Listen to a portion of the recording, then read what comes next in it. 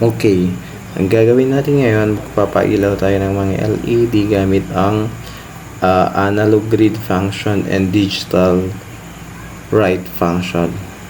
Okay, and then magiging path value. So, nagawa na natin ito sa ating Tinkercad, pero gagawin din natin siya actual.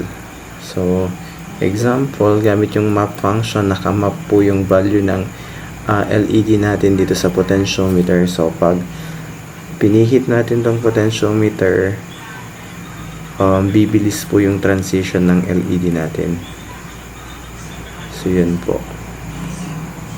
Pagpabalik naman, babagal yung transition ng LED. Okay. So, ano po yung wirings niya? So, dati lamang naman po yung LED natin. So, may dalawang pins yung LED natin. Yung mas mahaba at yung mas maliit na leg. So, yung mas mahaba, siya yung may resistor. Napapunta siya sa digital pin 9. And then, basta yung mas maliit na leg niya, yung nandito, yun, mga maliliit na leg yung mga nandyan, yun ay papuntang ground. So, yung mga blue wires natin, papunta lahat dyan sa ground natin. Dito. Naka-ground silang lahat.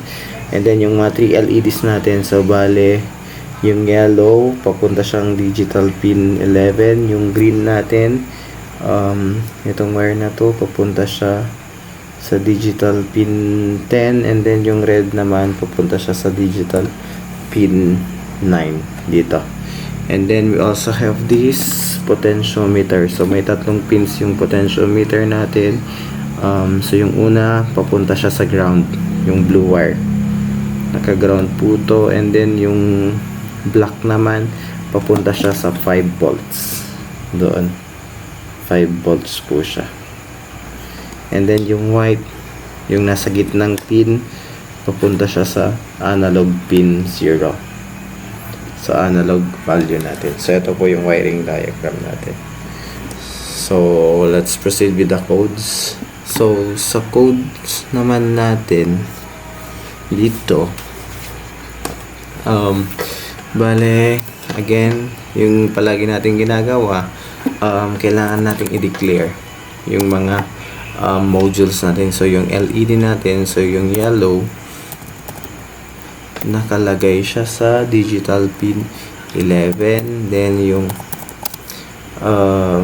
green natin, nakalagay siya sa digital pin 10. Then, yung red natin, nakalagay siya sa digital pin 9. And yung potentiometer natin,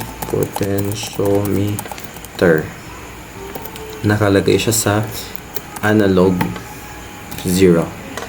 So, yun. Then, dito sa void setup natin, gamitin lang natin yung pin mode function. Pin mode. So, makikita naman natin kung tama yung function natin. Dapat nag-orange siya. So, pin mode function. Then, yung red natin ay yellow. So, it's either input or output.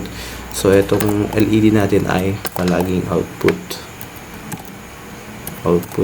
Then, pin mode. Green. So, output pa rin siya. Then, pin mode. Red. Output pa rin siya. And then, yung potentiometer natin, hindi na siya output. Magiging input na siya.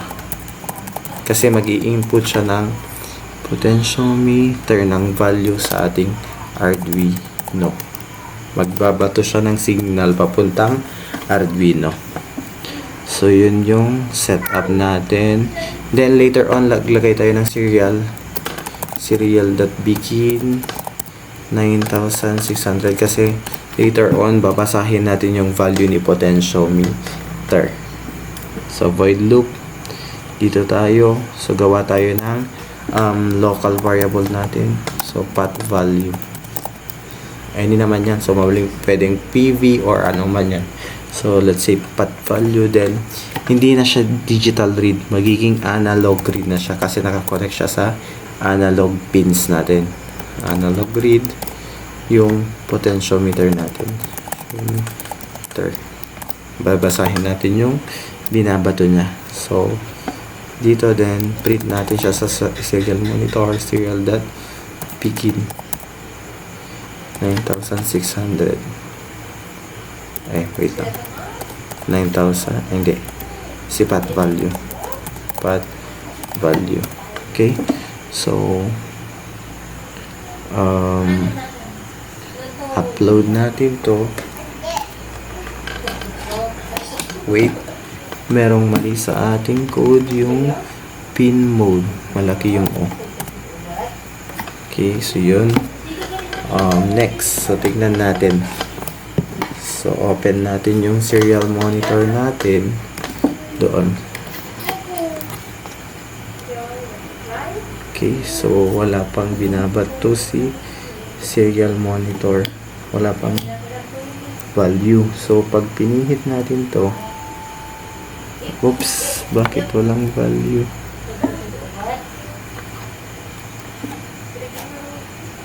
Connect ba siya sa ground? Hindi pala siya serial.begin, sorry. Mali yung codes. Serial.print ln, sorry. Serial.print ln.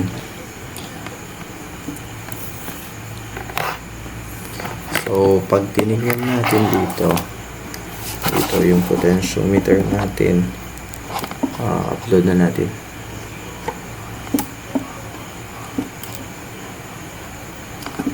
Dito.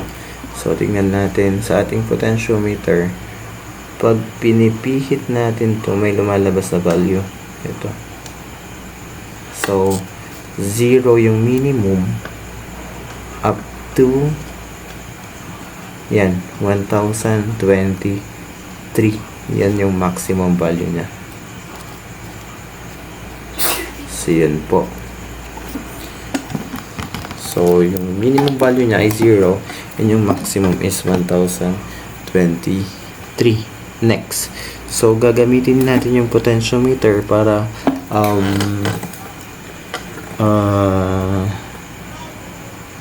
pailawin yung LED. So, kapag 0, wala siyang ilaw. Pag 1,023, nasa maximum yung ilaw niya. So instead of digital write, gamitin natin yung analog write function.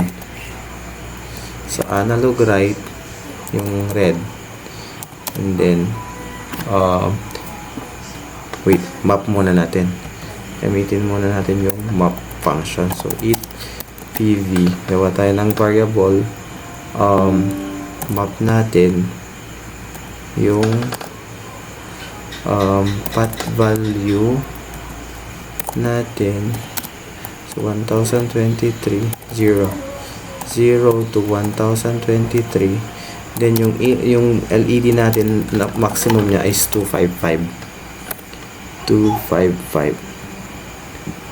Then, so after that one,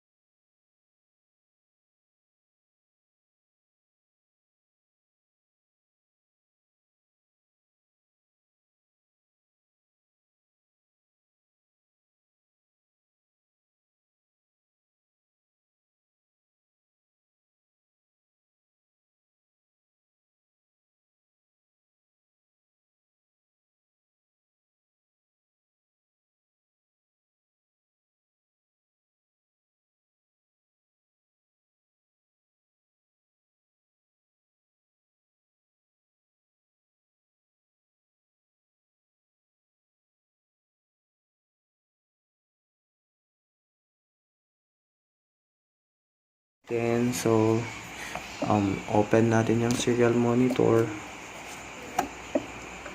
Dito. So, yun. Naka-0 siya. So, meaning nakapatay yung LED natin.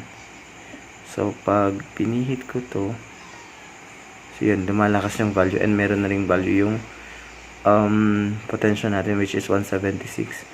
Pag nilakasan ko pa, that is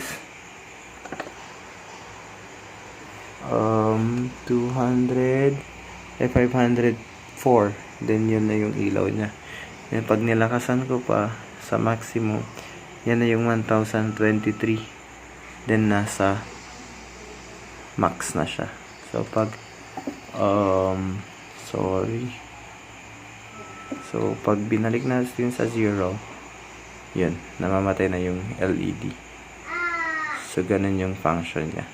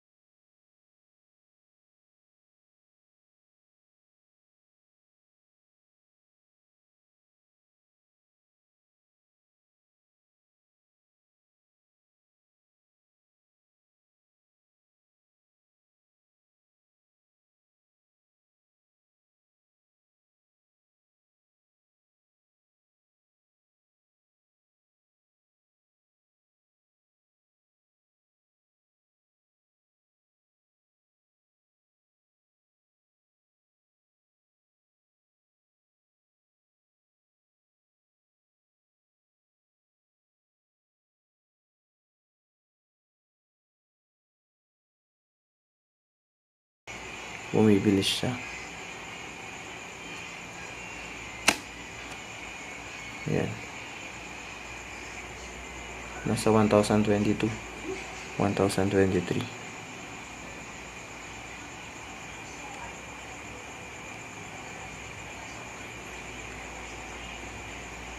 Ayan.